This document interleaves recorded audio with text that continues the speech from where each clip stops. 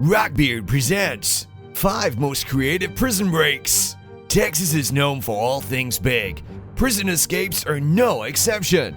In December of 2007, inmates escaped in what is now known as the biggest prison break in Texas history. These 7 used force to leave a maximum security prison in Kennedy, Texas. The escape from the Connolly unit was led by George Rivas, who was convicted of burglary and kidnapping. Rivas was 30 years old and facing 18 consecutive life sentences. His accomplices included 2 convicted murderers. These 7 men were able to overpower 2 guards and 8 maintenance men. They made their way to a truck after stealing the keys and the victims' clothes, and thankfully only locking them in a utility closet.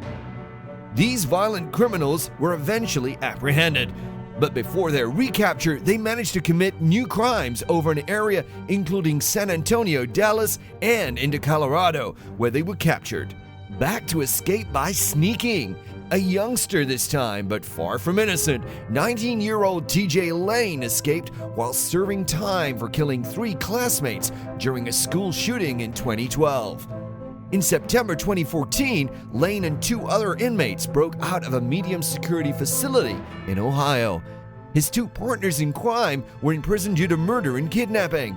Lindsey Bruce and Clifford Operud, together with Lane, made a ladder to make their escape.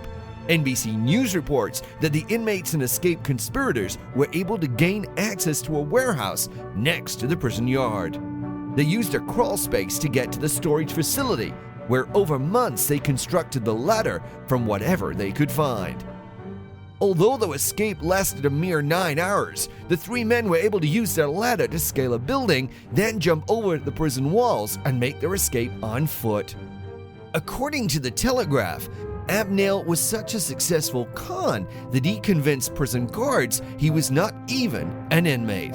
Abnell's escape began through luck. No paperwork accompanied his arrival at the detention center in Atlanta. That provided an opportunity to begin a long con to convince guards at the prison that he was actually working undercover to spy.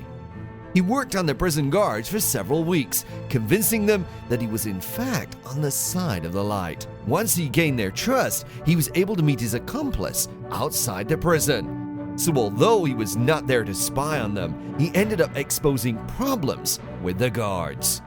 Abnell successfully remained on the outside for 2 months before being captured.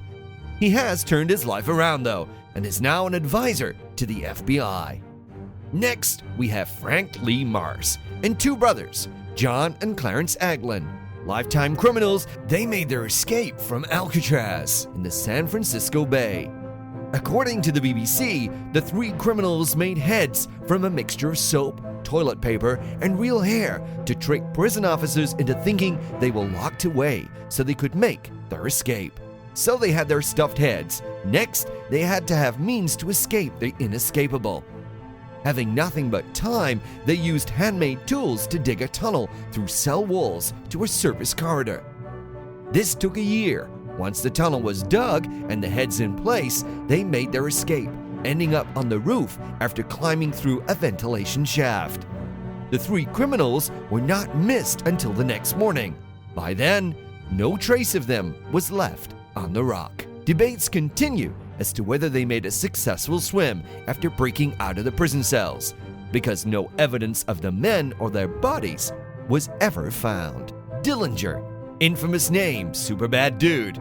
After a year of committing crimes across the country, including robbing banks, police stations, and killing 10 men, he became known as Public Enemy Number 1.